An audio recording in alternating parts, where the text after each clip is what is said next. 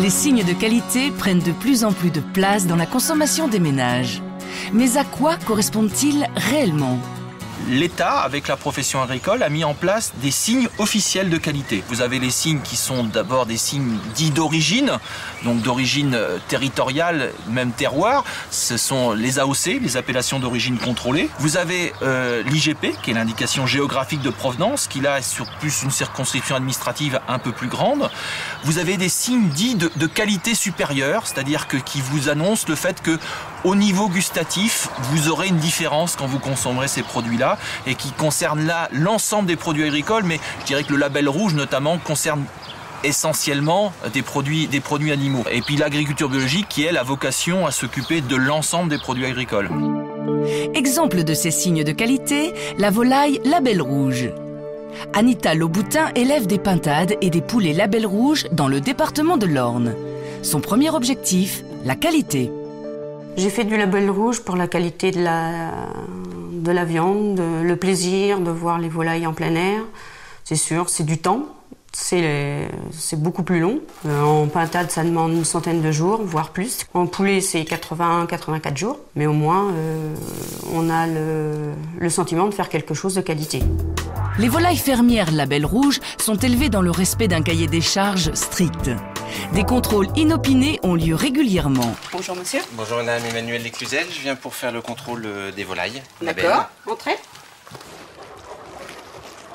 Donc le cahier des charges label rouge est détenu par une filière qui nous mandate pour faire ces contrôles, sachant que notre indépendance est vérifiée par les pouvoirs publics qui nous donnent un agrément pour réaliser ces contrôles.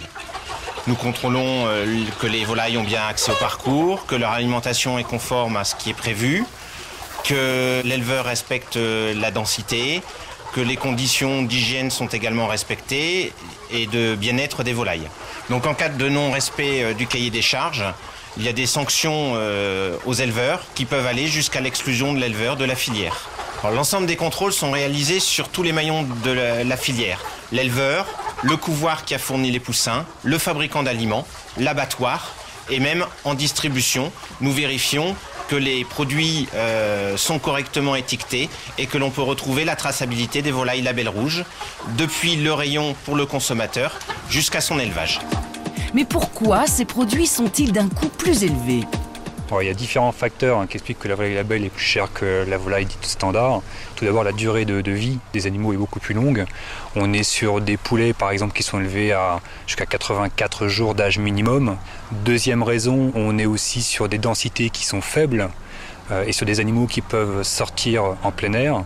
Troisième chose, c'est qu'on est sous le contrôle label rouge. Les éleveurs sont audités par un organisme privé.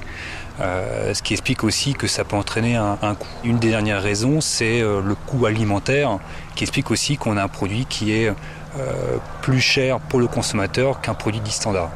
Tous les produits agricoles qui sont sous signe officiel de qualité sont plus chers à l'achat, que ce soit des AOC, des IGP ou des labels rouges, parce que les agriculteurs se sont mis beaucoup de contraintes à la production. Après, au consommateur de s'arbitrer sur le fait qu'il achète un produit sous signe de qualité ou pas. C'est un choix. Nous, agriculteurs, nous devons lui offrir ce choix-là. Aujourd'hui en France, le consommateur peut donc s'appuyer sur des signes de qualité fiables et facilement repérables.